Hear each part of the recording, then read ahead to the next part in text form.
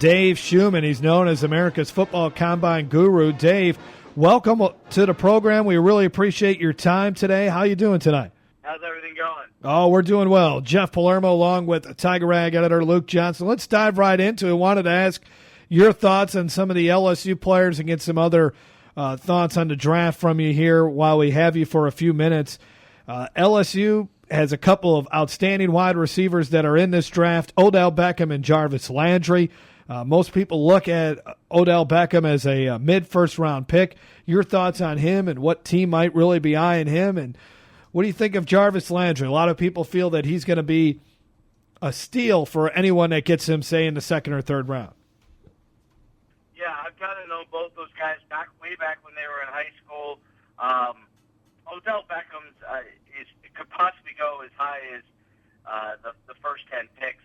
He's a guy that brings a lot to the table. He's incredibly fast. He's really developed fantastic hands over the last year. So I think he's a guy that could go very, very high in the draft. What's interesting is that it's all over the board as far as where he could possibly go, and that's the most interesting part about it, is that he's all over the board. He could go as high. He can go as high as 10 in the actual first round of the draft, and he could go as low as 15 and 20. So. Sleepers at the quarterback position. All right, I'm going to give you a couple. Chip. So, I mean, he can really go very, very, very high in the actual draft. And then as far as Jarvis Landry goes? Jarvis Landry can go in the second round. He's going to go to a team that really wants a wide receiver that can get off the ball. It's very quick. He can play in the slot. He's a guy that catches the ball very well, runs fantastic routes. But expect him to possibly go as high as the second round. I mean, he's a steal for people at the second round level or early third round. Do you think the run on quarterbacks that everybody always talks about, do you think that could include a guy like Zach Mettenberger to maybe get drafted a little higher than people are thinking? So Zach Mettenberger would have been a guy that would have gone in the first round. No doubt about it if he didn't have that knee injury. His size is not his athletic ability, but his arm strength is second to none in the draft. The questions is about the knee injury. He's actually been moving back up the charts as he's been starting to work out and feel better. I mean, I know there was an issue about his test at the combine that came back, but I really think that's not going to affect his draft status at all. I really think the only thing that's going to affect him is how well they feel he's ready to go coming into camp as a quarterback, because nowadays they want the guys to come right in and start right away. Talking with Dave Schuman. You can see more of his stuff at davidschuman.com. He's known as America's Football Combine Guru. David, who out of this LSU class, what other LSU players are you hearing are their draft stock is going up? Trey Turner's one name that I hear quite often. Anybody else? Well, Trey Turner's a guy that's a very physical guard.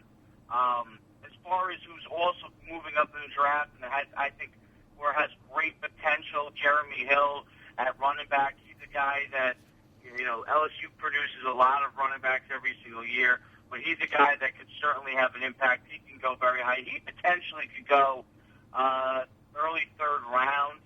I think that Trey Turner is a guy that he's a mauler. He can be physical. He can get guys off the ball in that zone blocking scheme. He's also athletic enough to be able to pass block. I think Keego Ferguson's an interesting pick as well, coming in as a defensive tackle. Almost like a mirror image of Trey Turner, just on the opposite side of the ball. Very physical, great hands. He's a guy that could end up going a mid-round pick. There's a lot of LSU players that have a chance to go and get drafted this year.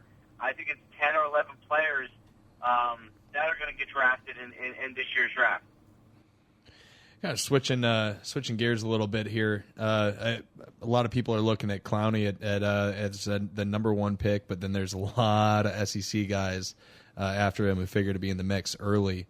Who do you think is the first SEC guy not named Jadeveon Clowney to go? First SEC guy not named Jadeveon. Oh, the Auburn offensive tackle. Greg Robinson. Yeah, he's going to be the number 2 pick. Unless the only way that could change is if St. Louis wants to trade away that pick, or Cleveland wants to move up to get Sammy Watkins. That's the only thing that I could see, because some people have said that Sammy Watkins is maybe the best player in this draft, and that's the only thing I could see. But I would say Greg Robinson is almost a lock, and then right after him is Johnny Manziel. Yeah, I was going to ask you about Johnny Manziel. He seems to be a bit of a wild card here in this first round of the NFL draft. What do you make out of him? I mean, you got guys like Ron Jaworski who say they wouldn't even use a first or second round draft pick on him. Where do you think he eventually goes, or which team do you think eventually selects him? Well, I would say that Ron Jaworski's out of touch. So it might be time for him to retire. Johnny Manziel is going to go.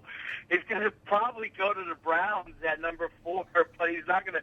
Even if the Browns don't take him, and they decide to take a Sammy Watkins or something like that, he's not going to slide much farther past that. So, you would see the Raiders take him right after that at number 5. So, I don't see Johnny Manziel slipping or anything like that going on. The only thing that could possibly happen is if someone really in the 11th hour has a preference for Blake Bortles over Johnny Manziel, because they're 2 different size guys, 2 different kinds of players, and if they kind of change what they're looking to do, or they're not invested to running that style like Seattle runs or San Fran runs that style of offense, then Blake Bortles might be more of a better pick for you.